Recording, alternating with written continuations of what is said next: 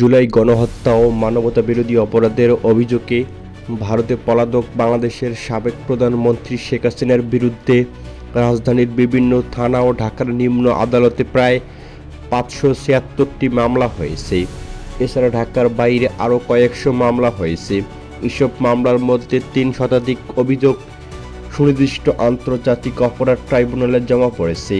এর মধ্যে 4টি মামলার তদন্ত কাজ প্রায় শেষ পর্যায়ে রয়েছে। এদিকে শেখ হাসিনা ছাড়াও আন্তর্জাতিক অপরাধ ট্রাইব্যুনালে তার সরকারের একাধিক মন্ত্রী, এমপি, রাজনীতিবিদ, সাবেক সেনা কর্মকর্তা, হত্যায় জড়িত পুলিশ কর্মকর্তা ও গণজাগরণ মঞ্চের সংগঠনের বিরুদ্ধে অভিযোগের তদন্ত চলছে। এদিকে প্রসিকিউশন টিম এসব অভিযোগ যাচাই বাছাই করে আনুষ্ঠানিকভাবে 18টি মামলা করেছে। তদন্ত কাজ প্রায় শেষ পর্যায়ে থাকা 4টি মামলার মধ্যে 3টি মামলায় আন্দোলনে নিরস্ত ছাত্র জনতার উপর গুলি হত্যার নির্দেশতা ও পরিকল্পনাকারী হিসেবে সাবেক প্রধানমন্ত্রী শেখ হাসিনার নাম উঠে এসেছে। এছাড়া শাপলা চত্বরে হেফাজতে ইসলামের সমাবেশে নির্বিচারে হত্যা ও লাশ গুম করে গণহত্যা ও মানবতাবিরোধী অপরাধের অভিযোগ এনে শেখ হাসিনার বিরুদ্ধে ট্রাইব্যুনালে বেশ কয়েকটি আবেদন হয়েছে। এখন অভিযোগ গঠনের মাধ্যমে আনুষ্ঠানিকভাবে বিচার কাজ শুরু হবে। এদিকে ক্ষমতার অপব্যবহার করে পূর্বাচল নতুন শহরে জমি বরাদ্দ নেওয়ার অভিযোগে সাবেক প্রধানমন্ত্রী শেখ হাসিনা ও তার মেয়ে সাইমা ওয়াজেদ পুতুল সহ 16 জনের বিরুদ্ধে দুদকের করা মামলায় তদন্ত শুরু হয়েছে। শেখ হাসিনা ও তার পরিবারের বিরুদ্ধে দুর্নীতির অভিযোগে দুদকের এটি প্রথম মামলা। প্লট জালিয়াতি সংক্রান্ত 6টি মামলাতেই শেখ হাসিনাকে আসামি করা হয়। দুদকের মহাপরিচালক প্রতিরোধে মোহাম্মদ আক্তার হোসেন জানান, ক্ষমতার অপব্যবহার, নানা অনিয়ম ও দুর্নীতির মাধ্যমে রাজনৈতিক বিবেচনায়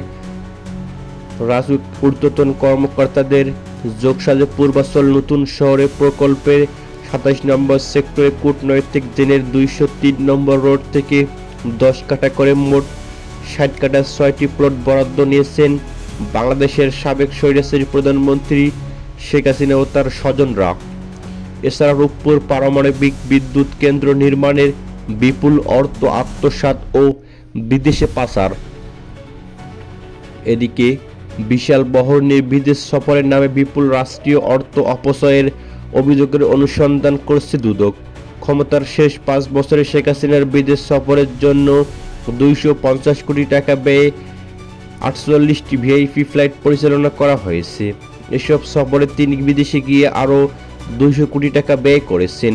দুদকের গোয়েন্দা তথ্যের ভিত্তিতে বিষয়টি নিয়ে প্রকাশ্যে অনুসন্ধানের সিদ্ধান্ত রয়েছে।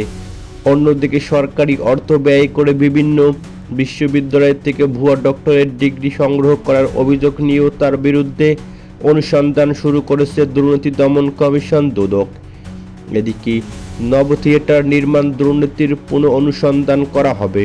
সূত্র জানায়, সাবেক প্রধানমন্ত্রী শেখ হাসিনা ছাড়াও আন্তর্জাতিক অপরাধ ট্রাইব্যুনালে করা অভিযোগের আসামির তালিকায় রয়েছেন সাবেক মন্ত্রী ওবায়দুল কাদের, সাবেক মন্ত্রী আনিসুল হক, সাবেক মন্ত্রী রাশেদ খান মিনন, সাবেক মন্ত্রী হাসান মাহমুদ, এছাড়াও সাবেক মন্ত্রী দীপুমণি, অ্যাডভোকেট কামরুল ইসলাম, সাবেক উপদেষ্টা সালমান এফ এ রহমান, সাবেক উপদেষ্টা তারিক আহমেদ সিদ্দিকী, সাবেক প্রতিমন্ত্রী জুনাইদ আহমেদ পলক সহ এসব আসামির নাম উঠে এসেছে। এদিকে শেখ হাসিনাকে গ্রেপ্তারের ইন্টারপোলকে রেড অ্যালার্ট জারির অনুরোধ করা হয়েছে। ভারতে পলাতক সাবেক প্রধানমন্ত্রী শেখ হাসিনাকে গ্রেপ্তার করতে রেড অ্যালার্ট জারির জন্য আন্তর্জাতিক পুলিশ সংস্থা ইন্টারপোলের কাছে অনুরোধ জানিয়েছে আন্তর্জাতিক অপরাধের ট্রাইব্যুনালের চিফ প্রসিকিউটর কার্যালয়। এদিকে 10 নভেম্বর এই অনুরোধ জানানো হয়েছে বলে প্রসিকিউশন জানায়। এদিকে চট্টগ্রামে হত্যা, গণহত্যা, নির্যাতনের ঘটনায় শেখ হাসিনার বিরুদ্ধে অভিযোগ। জুলাই-আগস্ট গণহত্যায় চট্টগ্রামে গুলিতে মারা যান ফয়সাল আহমেদ নামের একজন যুবক। এদিকে এই ঘটনায় সাবেক প্রধানমন্ত্রী শেখ হাসিনা ও সাবেক সেতুমন্ত্রী ওবায়দুল কাদের সহ 77 জনের বিরুদ্ধে ট্রাইব্যুনালে তদন্ত সংস্থায় নিহত ফয়সাল আহমেদের পিতা জাকির হোসেন অভিযোগ করেন। এদিকে তদন্ত সংস্থার অফিস বিষয়টি নথিভুক্ত করে ডায়েরি নং 682 নম্বরে তোলা হয়েছে।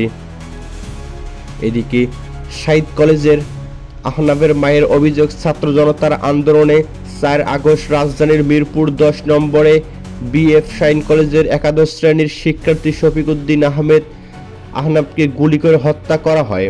হত্যার ঘটনায় ট্রাইব্যুনালে অভিযোগ দায়ের করেন সাবেক প্রধানমন্ত্রী শেখ হাসিনার নির্দেশেই সবকিছু হয়েছে। এদিকে সাব্বির মারজান আয়াতুল্লাহ হত্যার 19 জুলাই উত্তরা 7 নম্বর সেক্টরে গুলিতে নিহত সাব্বির ইসলাম সাকিবের পিতা শহীদুল ইসলাম মল্লিকের দেওয়া অভিযোগে শেখ হাসিনা সহ 60 জনকে আসামি করা হয়েছে। 18 জুলাই উত্তরা এলাকায় বিএনএস সেন্টারের সামনে চোখে গুলিবিদ্ধ মোহাম্মদ মমিনুল ইসলাম মারজান নিজেই অভিযোগ করেন ট্রাইব্যুনালে। এতে শেখ হাসিনা সহ 27 জনকে আসামি করা হয়। এছাড়া 5 আগস্টে গাজীপুরের কালিয়াকৈর মৌসাক এলাকায় শফিপুর আনসার ভিপিটি একাডেমির সামনে মোহাম্মদ আয়াতুল্লাহ গুলিতে নিহত হওয়ার ঘটনায় বাবা পিতা সিরাজুল ইসলাম বাদী হয়ে শেখ হাসিনা 23 জনের বিরুদ্ধে অভিযোগ করেন। এদিকে ট্রাইব্যুনালে করা মামলাগুলোর মধ্যে 3 থেকে 4টি রায় অক্টোবরের মধ্যে হতে পারে বলে আশা করেছেন আইন উপদেষ্টা অধ্যাপক আসিফ নজরুল। তিনি বলেন, আন্তর্জাতিক অপরাধ ট্রাইব্যুনাল অধ্যাদেশ সংশোধনীর ফলে ট্রাইব্যুনাল গঠনের পর ইতিমধ্যেই বিচার কাজ যথেষ্ট অগ্রগতি হয়েছে। এই আন্দোলনে এই আদালত কার্যক্রম শুরু করেছে 4 মাস আগে। এদিকে উপদেষ্টা আসিফ নজরুল বলেন, আনুষ্ঠানিকভাবে বিচার কাজ শুরুর পর আইন অনুযায়ী ডিফেন্স টিমকে তাদের আসামিপক্ষের আইনজীবীর প্রস্তুত হওয়ার জন্য 3 সপ্তাহ সময় দিতে হয়েছে। এই 3 সপ্তাহ সময় শেষ হলে আনুষ্ঠানিকভাবে সাক্ষ্য গ্রহণের প্রক্রিয়া শুরু হবে ঈদের পর। এদিকে এপ্রিলে এই আদালতের বিরতিহীনভাবে শুনানি হয় বলে এসব মামলার রায় এপ্রিল থেকে শুরু করে পরবর্তী 4 থেকে 6 মাসের মধ্যে হতে পারে। এদিকে অধ্যাপক আসিফ নজরুল বলেন, এই হিসেবে অক্টোবরের মধ্যে আমরা 3-4টি মামলার রায় পেতে যাচ্ছি বলে আশা করি। এটা বিচারিক প্রক্রিয়ার ব্যাপার। এদিকে আন্তর্জাতিক অপরাধ ট্রাইব্যুনালের এক ব্রিফিংয়ে সাংবাদিকদের প্রশ্নের জবাবে চিফ প্রসিকিউটর মোহাম্মদ তাজুল ইসলাম বলেন, তদন্ত সংস্থা বা প্রসিকিউশনের কাছে যেগুলো আসছে তা অভিযোগ আকারে আসছে। এগুলো যাচাই বাছাই করে আমরা যখন ট্রাইব্যুনালের কাছে পিটিশন আকারে উপস্থাপন করব তখন আন্তর্জাতিক অপরাধ ট্রাইব্যুনালের আইনের অধীনে মামলা হবে। ম্যাজিস্ট্রেট কোর্ট বা থানার ব্যাপারে আলাদা হবে। আমরা যাচাই বাছাই সাপেক্ষে ট্রাইব্যুনালে উপস্থাপন করব।